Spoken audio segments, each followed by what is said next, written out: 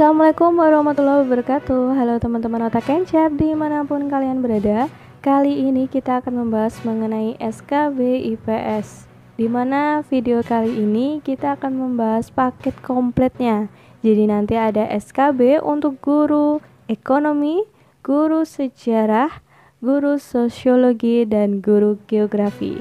Stay tune terus di channel otak kencar ini. Please like, subscribe, and comment.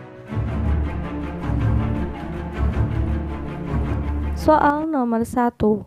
Toko Winto Aman menjual barang dagang kepada Bu Rahayu sebesar 20 juta rupiah. Dengan bukti transaksinya adalah 0572 dan syarat pembayarannya 3/15 N/40. Oleh toko Winto Aman, transaksi tersebut dicatat dalam A. Jurnal umum, B. Jurnal pembelian, C. Jurnal penjualan, D. Jurnal penerimaan kas, E. Jurnal pengeluaran kas. Kira-kira yang mana teman-teman? Jawabannya ini gampang banget. Yaps, betul banget, yang C. Jurnal penjualan. Pembahasannya pada soal Bu Rahayu sebagai pembeli dan UD Winto Aman sebagai penjual. Transaksi penjualan barang dagang dilakukan secara kredit dengan bukti transaksinya 0572 dan syarat pembayarannya 3/15 N/40. Bagi toko Winto Aman, transaksi tersebut termasuk penjualan secara kredit sehingga dicatat pada jurnal penjualan. Tapi bagi Bu Rahayu, transaksi tersebut termasuk pembelian secara kredit sehingga dicatat pada jurnal pembelian. Makanya jelas banget teman-teman, jawabannya yang C, jurnal penjualan, karena ini transaksinya untuk toko Winto Aman. Sampai sini oke ya. Kita lanjut ke topik berikutnya, konsep dasar akuntansi dagang. Soal nomor 2. UD Sanjaya menjual barang dagangan pada toko Sarendra seharga Rp8.500.000 dengan syarat 2/10 N/30. Sesampainya di tempat pembelian, ternyata ada beberapa barang yang tidak sesuai dengan permintaan. Barang tersebut seharga Rp800.000. Akhirnya, toko Abadi mengembalikan barang tersebut ke UD Agung. Hal ini akan menyebabkan akun piutang dagang UD Agung A. bertambah, B. tetap, C. berkurang, D. naik, E. mundur. Gimana nih teman-teman? Yang mana? Betul banget, yang C. berkurang. Pembahasannya karena ketika penjualan piutang seharga Rp8.500.000 dan pengembalian di mana ada beberapa barang yang tidak sesuai seharga Rp800.000, maka dari itu piutangnya akan berkurang nih menjadi Rp7.700.000. Hasil dari Rp8.500.000 dikurangi Rp800.000. Soal nomor 3. Neraca saldo dan jurnal penyesuaian sebagian per 31 Desember 2020. Di mana ada akun kas, piutang, perlengkapan, peralatan, dan beban. Berdasarkan jurnal penyesuaian tersebut dapat diketahui saldo perlengkapan A. tersisa Rp1.500.000, B. terpakai Rp1.500.000, C. tersisa Rp2.500.000, D. tersisa Rp3.500.000, E. terpakai Rp3.500.000. Coba teman-teman dilihat dulu tabelnya. Kira-kira yang mana nih saldo perlengkapan? Yaps, betul banget, yang C. tersisa Rp2.500.000. Pembahasannya dari sebagian tabel kertas kerja kolom jurnal penyesuaian dengan akun perlengkapan diketahui saldo perlengkapan pada kolom jurnal penyesuaian adalah Rp4.500.000 di sisi kredit. Dalam jurnal penyesuaian Jika ada perlengkapan di kredit, maka yang dicatat adalah yang terpakai. Dengan demikian, perlengkapan awal sebesar 6 juta rupiah terpakai 3.500.000 rupiah dan tersisa 2.500.000 rupiah didapatkan dari perlengkapan awal tadi dikurangi perlengkapan terpakai. Makanya jawaban yang paling tepat yang option C, teman-teman. Tersisa 2.500.000 rupiah. Sampai sini bisa dipahami ya teman-teman. Semisal nanti ada hal yang ingin didiskusikan, bisa teman-teman tuliskan di kolom komentar. Kita lanjut lagi soal nomor 4. Berikut ini transaksi dagang CV Sahaja bulan Agustus 2020.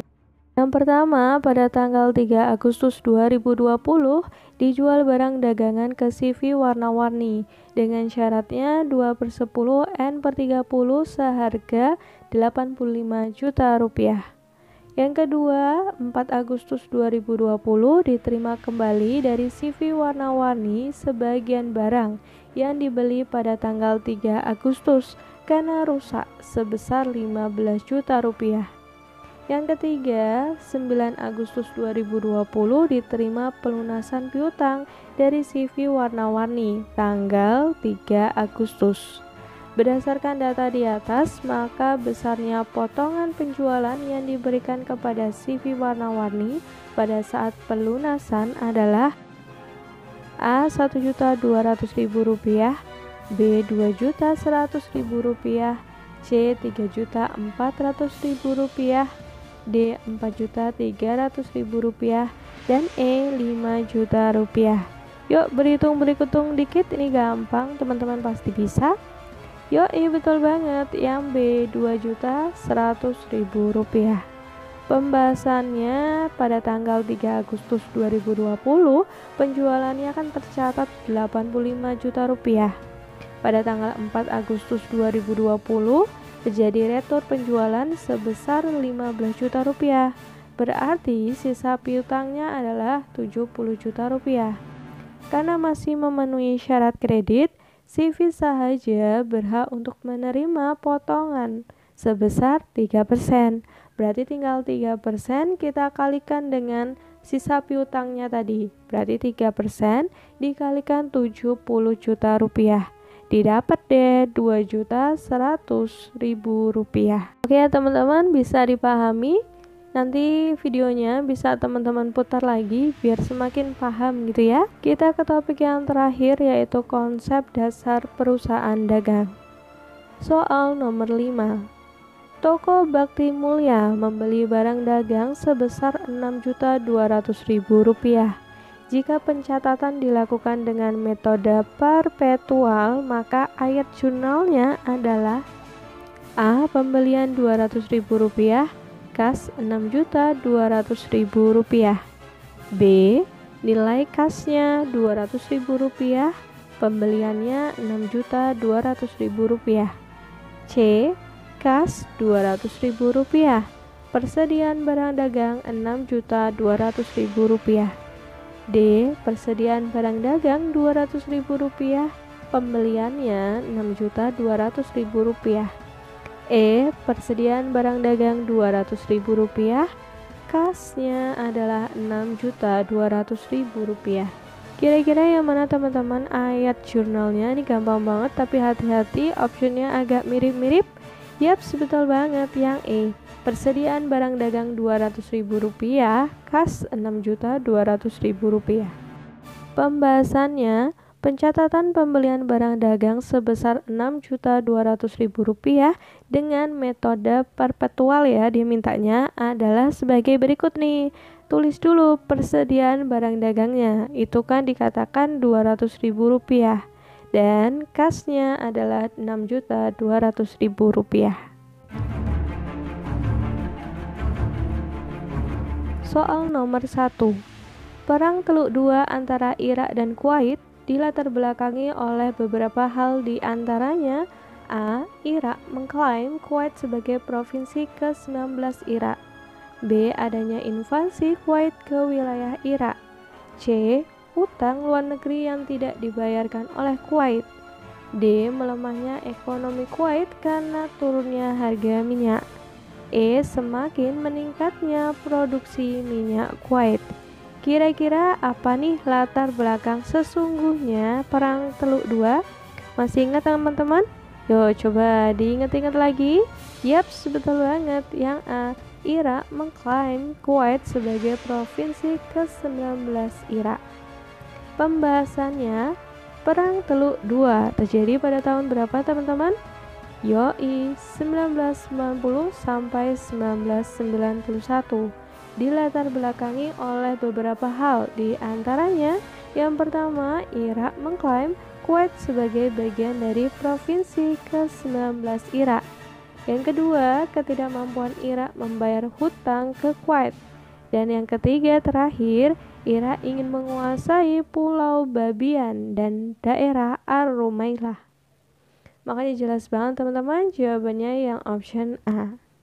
Masih gampang ya, lanjut lagi ke topik konflik di berbagai belahan dunia.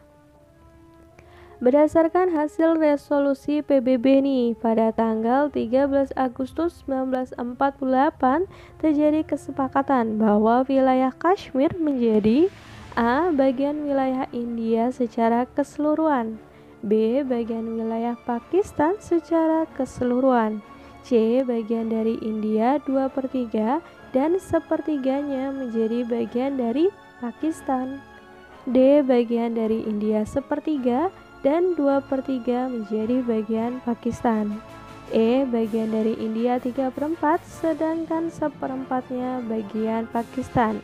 Yang mana teman-teman? Hasil resolusi PBB tentang wilayah Kashmir ini dibaginya kayak gimana? Yaps, betul banget, yang C. Bagian dari India 2/3 dan sepertiga menjadi bagian dari Pakistan. Pembahasannya untuk menyelesaikan konflik yang terjadi antara India dengan Pakistan dalam sengketa masalah Kashmir, PBB mengeluarkan sebuah resolusi nih pada tanggal 13 Agustus 1948. Tentunya teman-teman masih ingat ya, apa sih hasil resolusinya? Hasil resolusinya itu menyatakan bahwa India berhak mendapatkan 2/3 dari wilayah Kashmir, sedangkan Pakistan berhak mendapatkan sepertiga wilayah Kashmir menjadi bagian dari Pakistan. Makanya jelas banget teman-teman, jawabannya yang C. Sampai sini masih oke ya teman-teman? Semisal nanti ada hal yang ingin didiskusikan, bisa teman-teman tuliskan di kolom komentar. Kita lanjut lagi ya teman-teman ke topik berikutnya, yaitu peristiwa kontemporer dunia. Soal nomor 3. Kebijakan demokratisasi yang diterapkan oleh Uni Soviet berhasil membawa pengaruh yang besar dalam kehidupan politik Uni Soviet itu sendiri, karena A. Melemahnya ideologi komunisme di Uni Soviet, B. Munculnya kekuatan oposisi di parlemen USSR, C. Semakin menguatnya peran partai komunis di Uni Soviet, D. Berkembangnya paham liberalisme dan kapitalisme di USSR, dan yang E. Terjadinya integrasi yang kuat di Uni Soviet. Apa nih pengaruh besar yang terjadi untuk kehidupan politik Uni Soviet? Betul banget, yang B. Munculnya kekuatan oposisi di parlemen USSR. Pembahasannya, demokratisasi yang diterapkan oleh Presiden Mikhail Gorbachev. Betul banget. Berdampak besar pada perkembangan kehidupan politik di Uni Soviet. Dengan kebijakan demokratisasi ini membuka kebebasan berekspresi di Uni Soviet yang memunculkan kekuatan oposisi di parlemen Uni Soviet. Akibatnya, di dalam parlemen terjadi pertentangan dan persaingan di parlemen dan partai. Lanjut ya teman-teman. Masih di topik yang sama, yaitu peristiwa kontemporer dunia. Kita coba ya. Soal nomor 4. Dihapuskannya politik apartheid sejak tahun 1994 berdampak luas bagi kehidupan masyarakat di Afrika Selatan, di antaranya A. Menghilangnya kekuasaan golongan kulit putih, B. Tersingkirnya golongan kulit putih oleh golongan kulit hitam, C. Menghilangnya kehidupan diskriminasi di Afrika Selatan, D. Munculnya konflik baru antara golongan kulit hitam dan golongan kulit putih, E. Hilangnya superioritas golongan kulit putih dan hitam. Kira-kira yang mana teman-teman dampak dihapusnya politik apartheid ini? Yoi, betul banget. Yang C. Menghilangnya kehidupan diskriminasi di Afrika Selatan. Pembahasannya, dihapusnya sistem politik apartheid yang berlangsung sejak tahun 1994 tentunya mempunyai pengaruh besar nih bagi kehidupan sosial masyarakat Afrika Selatan. Salah satunya adalah hilangnya kehidupan diskriminasi berdasarkan warna kulit di Afrika Selatan. Setiap warga Afrika Selatan mempunyai hak dan derajat yang sama di mata hukum. Oke ya teman-teman, kita ke soal yang terakhir, masih dengan topik yang sama, yaitu peristiwa kontemporer dunia. Soal nomor 5. Pada tahun 1954 terjadi pertempuran antara pasukan Tiongkok melawan pasukan Inggris-Prancis yang menyebabkan wilayah Vietnam dibagi menjadi dua bagian, yaitu Vietnam Utara atau Republik Demokratik Vietnam dan Vietnam Selatan atau Republik Vietnam. Pembagian kedua wilayah tersebut diatur nih dalam sebuah perjanjian yang dikenal dengan perjanjian A. Dien Bien Phu, B. Genoa, C. Ho Chi Minh, D. Jakarta Informal Meeting, E. The Paris Accord. Kira-kira yang mana teman-teman? Terkenal banget ini perjanjiannya. Yaps, Genoa. Pembahasannya, pembagian wilayah Vietnam menjadi dua nih, ada Vietnam Utara ya, sama ada Vietnam Selatan. Itu diatur nih dalam perjanjian Genoa pada tahun 1954. Perjanjian Genoa mengatur gencatan senjata di daerah Indochina dan berupaya membangun komitmen mengenai kemerdekaan, kedaulatan, dan keutuhan wilayah Vietnam. Topik ketimpangan sosial sebagai dampak perubahan sosial di tengah globalisasi. Soal nomor 1. Ketimpangan sosial yang terjadi di Indonesia telah menjadi sebuah masalah yang kompleks. Hal ini dikarenakan A. Interaksi yang terjalin di masyarakat kurang baik, B. Adanya ketidakharmonisan dalam masyarakat, C. Kurangnya keterbukaan antar individu di masyarakat, D. Kecemburuan sosial, E. Adanya perbedaan yang mencolok antara si kaya dan si miskin. Kira-kira apa nih teman-teman penyebab dari ketimpangan sosial ini? Betul banget, jawabannya yang B. Adanya ketidakharmonisan dalam masyarakat. Pembahasannya, ketimpangan sosial yang terjadi di Indonesia telah menjadi sebuah masalah yang kompleks. Sebagai contoh, ketimpangan sosial ialah kemiskinan. Ketimpangan tersebut terjadi karena adanya hubungan yang berjalan tidak harmonis. Hubungan yang tidak berjalan harmonis tersebut terjadi karena adanya komunikasi yang tidak baik antar masyarakat, perbedaan akses ekonomi, pendidikan, kesehatan, serta berbagai faktor lainnya. Ketimpangan sosial sebagai masalah sosial dapat dilihat dari adanya bentuk-bentuk ketidakadilan di masyarakat. Berdasarkan penjelasan tersebut, jawaban yang paling tepat yang B, adanya ketidakharmonisan dalam masyarakat.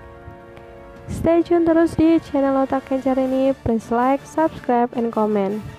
Kita dukung channel Otak Kencar ini sehingga semakin banyak video-video yang bisa diupload dan bisa teman-teman gunakan untuk persiapan SKB CPNS yang udah dinantikan ya sama teman-teman semua, karena sempat tertunda beberapa waktu jadinya persiapannya seharusnya maksimal ya. Oke, Kita lanjut lagi ke soal berikutnya, masih dengan topik yang sama, yaitu ketimpangan sosial sebagai dampak perubahan sosial di tengah globalisasi.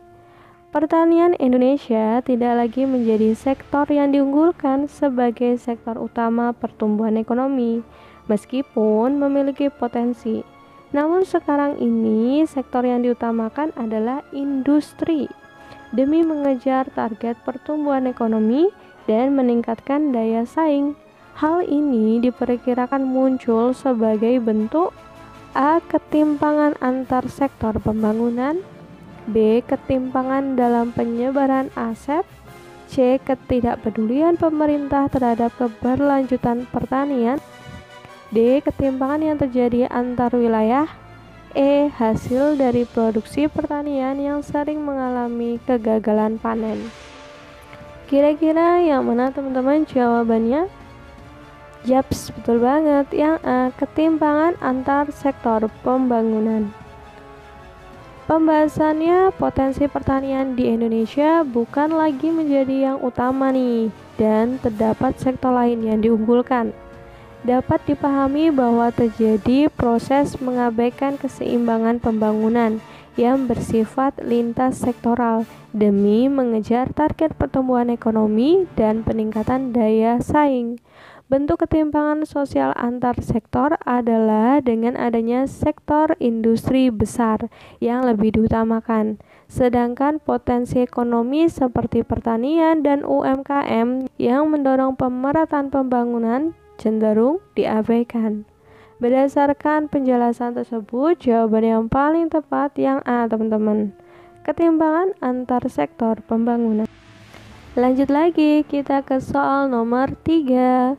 Rendahnya tingkat pendidikan dan kurangnya keterampilan masyarakat dapat mendorong terjadinya ketimpangan sosial. Jika dilihat dari aspek budaya, faktor yang menyebabkan rendahnya keinginan masyarakat melanjutkan pendidikan ke jenjang yang lebih tinggi adalah A. Pandangan untuk cepat bekerja agar menghasilkan uang. Wow. Yang B. Ketidakmampuan keluarga dalam menyekolahkan anak-anaknya. C. Rendahnya kualitas pendidikan di suatu daerah. D. Letak daerah terpencil dan jauh dari sekolah. E. Kurangnya fasilitas pendidikan di suatu daerah. Kira-kira yang mana teman-teman? Yaps, betul banget. Yang A. Pandangan untuk cepat bekerja agar menghasilkan uang. Pembahasannya, ilustrasi tersebut mengarahkan pada ketimpangan sosial yang disebabkan oleh faktor kultural. Faktor penyebab kultural lebih mengarahkan pada cara pandang dan kehidupan budaya dalam menghasilkan ketimpangan sosial. Pandangan untuk cepat bekerja agar dapat menghasilkan uang pada akhirnya akan menghasilkan perilaku masyarakat yang mengesampingkan pentingnya pendidikan. Alhasil, rendahnya tingkat pendidikan dan kurangnya keterampilan masyarakat dapat mendorong terjadinya ketimpangan sosial. Berdasarkan penjelasan tersebut, makanya jawaban yang paling tepat adalah yang option A. Sampai di sini cukup jelas ya teman-teman. Lanjut lagi, kita ke soal nomor 4. Masalah sosial yang terjadi di masyarakat sangat beragam. Salah satu masalah sosial yang ada di masyarakat adalah tingkat kriminalitas. Angka kejahatan yang tinggi terjadi salah satunya disebabkan oleh besarnya jumlah penduduk yang tidak mempunyai pekerjaan. Permasalahan tersebut dapat diatasi dengan cara A. Menambah jumlah anggota polisi, B. Mengajarkan ilmu bela diri untuk mencegah terjadinya tindak kejahatan, C. Menghukum pelaku kejahatan dengan hukuman maksimal, D. Membuka lapangan pekerjaan baru seluas-luasnya, E. Memberikan penyuluhan kepada masyarakat. Solusi yang paling tepat jelas banget teman-teman, yang mana? Yaps, betul banget. Yang D. Membuka lapangan pekerjaan baru seluas-luasnya. Pembahasannya, Fokus utama yang dibahas pada soal adalah tingginya angka kejahatan akibat dari besarnya jumlah penduduk yang tidak memiliki pekerjaan.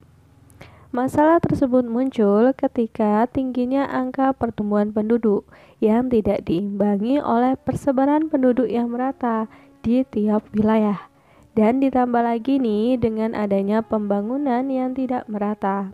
Pembangunan yang tidak merata menghasilkan ketersediaan lapangan kerja yang tidak sebanding dengan jumlah penduduk tersebut. Oleh karena itu, akan banyak masyarakat yang sulit bahkan tidak dapat bersaing dalam proses pencarian kerja. Kondisi ini memicu timbulnya tingkat kerawanan sosial akibat rendahnya tingkat kesejahteraan sosial, sehingga dapat menghasilkan kemiskinan yang nantinya akan mendorong terjadinya kriminalitas. Berdasarkan penjelasan tersebut, jawaban yang paling tepat adalah yang option D. Support terus channel Otak Kencer ini, please like, subscribe, and comment. Kita lanjut ke soal yang terakhir teman-teman. Perhatikan pernyataan berikut. Yang pertama, di kota metropolitan seperti Jakarta dan Surabaya masih terdapat pemukiman kumuh di bantaran sungai. 2. Perilaku konsumtif menyebabkan masyarakat memiliki pola hidup yang boros. 3. Rendahnya upah buruh menyebabkan kesejahteraan buruh menurun. 4. Kaum muda Indonesia cenderung mengemari budaya K-pop daripada budaya tradisional. 5. Berkembangnya online shop memudahkan masyarakat membeli barang secara mudah dan cepat. Fenomena yang menggambarkan ketimpangan sosial dalam masyarakat ditunjukkan oleh nomor A. 1, 2, dan 3, B. 1, 3, dan 4, C. 2, 3, dan 4, D. 2, 3, dan 5, E. 3, 4, dan 5. Coba dilihat dulu teman-teman. Fenomena apa yang menggambarkan ketimpangan sosial? Yoi, betul banget. Yang B. 1, 3, dan 4. Pembahasannya, ketimpangan sosial disebut juga kesenjangan sosial. Ketimpangan sosial dapat diartikan suatu ketidakseimbangan dalam masyarakat sehingga menjadikan suatu perbedaan demikian mencolok. Ketimpangan sosial atau kesejahteraan sosial juga dapat diartikan perbedaan jarak antara kelompok atas dan kelompok bawah. Kelompok atas dapat dimaknai kelas, golongan, kekuatan, atau pengaruh yang lebih menguasai dan dominan. Adapun kelompok bawah merupakan kelas, golongan, kekuatan, atau pengaruh yang tidak menguasai atau minoritas. Ketimpangan atau kesenjangan sosial lebih merujuk pada adanya ketidaksetaraan. Ketimpangan sosial terlihat jelas dengan adanya jarak atau gap di antara golongan-golongan dalam masyarakat. Meskipun perbedaan merupakan sesuatu yang wajar, dalam kasus ketimpangan sosial, tingkat perbedaan tersebut sangat mencolok, berkaitan dengan perbedaan kualitas hidup antar kelompok masyarakatnya. Ketimpangan sosial dapat berbentuk ketimpangan sosial ekonomi, seperti ketimpangan sosial antara kelompok masyarakat kaya dan masyarakat miskin, serta ketimpangan antara pemilik modal dan buruh. Sementara itu, ketimpangan sosial juga dapat berbentuk ketimpangan sosial non-ekonomi, seperti ketimpangan pendidikan dan ketimpangan budaya. Berdasarkan penjelasan tersebut, fenomena yang menggambarkan ketimpangan sosial dalam masyarakat dapat ditunjukkan oleh nomor 1 dan nomor 3, itu tergolong sebagai bentuk ketimpangan sosial ekonomi. Nomor 1 itu berarti di kota metropolitan seperti Jakarta dan Surabaya masih terdapat pemukiman kumuh di bantaran sungai. Dan yang ketiga, rendahnya upah buruh menyebabkan kesejahteraan buruh menurun. Serta pernyataan nomor 4 teman-teman, itu tergolong sebagai bentuk ketimpangan sosial non-ekonomi atau ketimpangan budaya, yang mana nomor 4 itu kaum muda Indonesia cenderung menggemari budaya K-pop daripada budaya tradisional. Topik kerjasama negara maju dan berkembang. Soal nomor 1. Perhatikan ciri-ciri negara berikut. Yang pertama, memiliki pendapatan per kapita tinggi. 2. Tingkat pengangguran tinggi. 3. Angka pertumbuhan penduduk tiap tahun kecil. 4. Ketergantungan kepada negara maju. 5. Tingginya ekspor produk primer. Dan yang keenam, tingginya angkatan kerja di sektor industri dan jasa. Negara: A. Inggris, B. Bahrain, C. Filipina, D. Kanada, E. Jepang. Pasangan yang tepat antara ciri-ciri negara dan negaranya adalah option A, 1 dan A, 2 dan B, serta 5 dan E. Option B, 1 dan A, 2 dan D, serta 4 dan E. Option C, 1 dan A, 2 dan C, serta 3 dan E. Option D, 1 dan B, 4 dan D, serta 6 dan C. Option E, 1 dan C, 6 dan C, serta 6 dan D. Kira-kira yang mana teman-teman? Coba dicocok-cocokkan mana sih pasangan yang paling tepat antara negara dan ciri negaranya. Yaps, betul banget yang C, 1 dan A, 2 dan C, serta 3 dan E. Coba kita lihat pembahasannya. Inggris, Bahrain, Kanada, dan Jepang merupakan negara yang memiliki pendapatan per kapita yang tinggi. Negara-negara tersebut merupakan negara maju, kecuali Bahrain. Filipina merupakan negara berkembang yang memiliki ciri tingkat pengangguran yang cukup tinggi karena pengolahan industri masih berada pada industri ekstraktif. Jepang merupakan negara dengan tingkat pertumbuhan penduduk yang kecil. Hal ini disebabkan karena kebanyakan penduduk Jepang pada usia produktif lebih memilih fokus bekerja dibandingkan berkeluarga dan memiliki anak. Makanya jawaban yang paling tepat adalah option C, di mana 1 memiliki pendapatan berkapita tinggi, itu adalah negara Inggris. 2 dan C, 2 tingkat pengangguran tinggi, itu negara Filipina. Dan 3 dan E, 3 angka pertumbuhan penduduk tiap tahun kecil, itu adalah Jepang. Cukup jelas dan gampang ya teman-teman. Lanjut lagi, kita ke soal berikutnya. Soal nomor 2. Pendapatan per kapita tinggi. Tingkat IMP, Indeks Pembangunan Manusia, tinggi. Dan menurunnya angka pengangguran merupakan harapan setiap negara di dunia.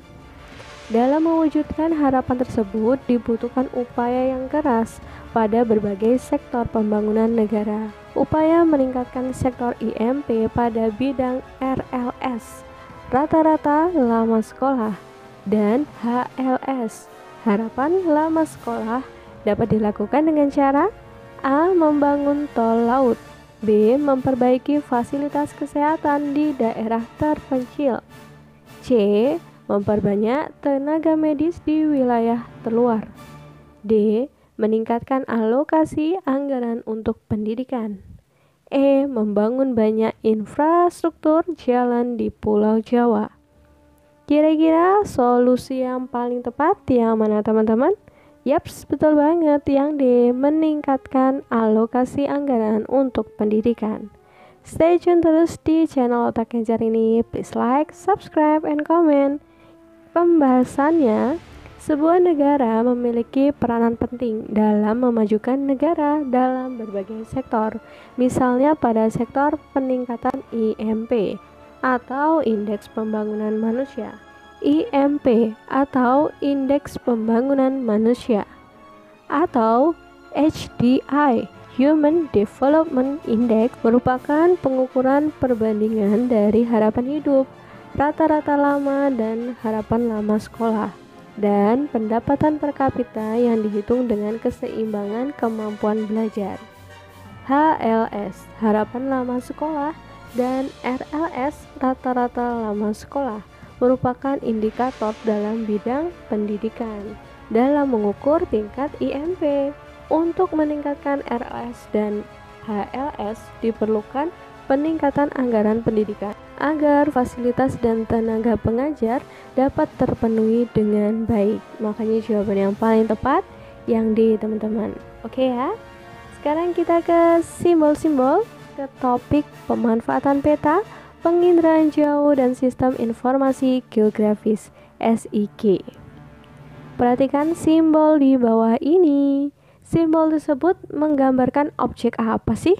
Yang A, danau, B, rawa, C, situ, D, waduk, E, sawah.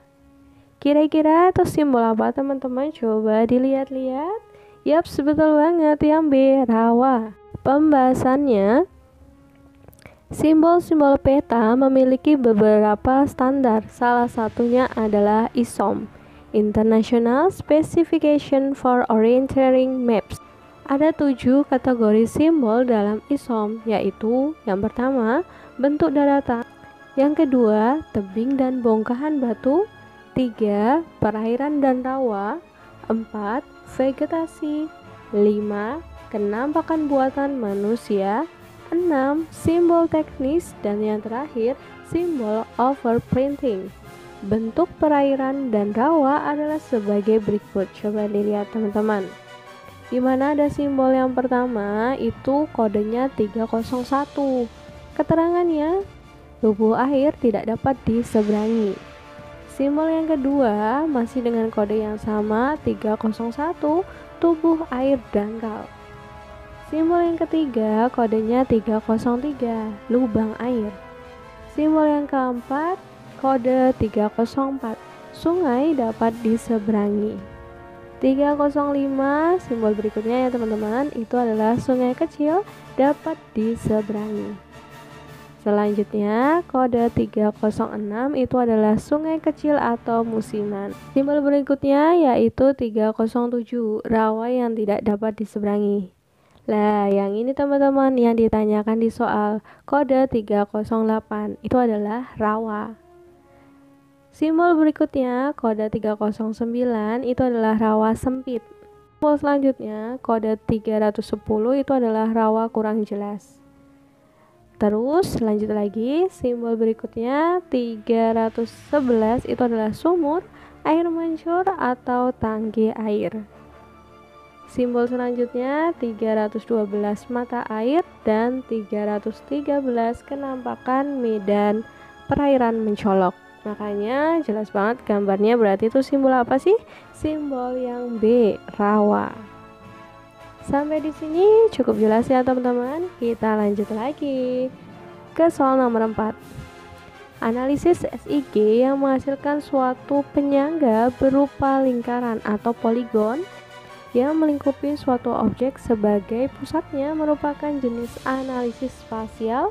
A. Buffering, B. Classification, C. 3D analysis, D. Overlay, E. Networking. Kira-kira yang mana teman-teman? Coba dilihat lagi. Betul banget, yang A, buffering. Pembahasannya, buffering merupakan salah satu bentuk analisis spasial pada SIG. Analisis buffering merupakan analisis yang akan menghasilkan buffering atau penyangga yang bisa berbentuk lingkaran atau poligon yang melingkupi suatu objek sebagai pusatnya, sehingga memberikan informasi berupa parameter objek dan luas wilayahnya. Yeay, kita udah di soal terakhir teman-teman. Support terus channel Otak Kencer ini ya teman-teman, biar kita semangat juga bikin videonya. Nah, jadi teman-teman buat prepare SKB-nya pun jadi lebih maksimal. Kita lanjut lagi. Di bawah ini yang merupakan contoh pemanfaatan peta, ide raja, dan SIG terhadap potensi wilayah pada aspek sumber daya manusia adalah A. Pemetaan lokasi tambang, B. Pemantauan lokasi ternak yang tepat, C. Pemetaan wilayah potensial dalam pembangunan BLTB, D. Pemetaan kesesuaian lahan terhadap tanaman durian, dan yang E. Pemetaan wilayah berdasarkan jumlah penduduk. Kira-kira apa nih? Betul banget, yang E. Pemetaan wilayah berdasarkan jumlah penduduknya. Pembahasannya, pemanfaatan peta, Indaraja, dan SIG dapat digunakan pada berbagai bidang, seperti bidang transportasi, potensi wilayah, tata guna lahan, dan kesehatan lingkungan. Pada bidang potensi wilayah, terdapat jenis potensi wilayah, yaitu sumber daya alam atau SDA yang meliputi barang tambang, peternakan, dan pertanian. Yang kedua, sumber daya manusia atau SDM yang meliputi jumlah penduduk, tingkat pendidikan, dan tingkat keahlian. Tiga, potensi pariwisata, dan yang keempat adalah sarana dan prasarana. Jawaban yang paling tepat adalah yang E, pemetaan wilayah berdasarkan jumlah penduduk.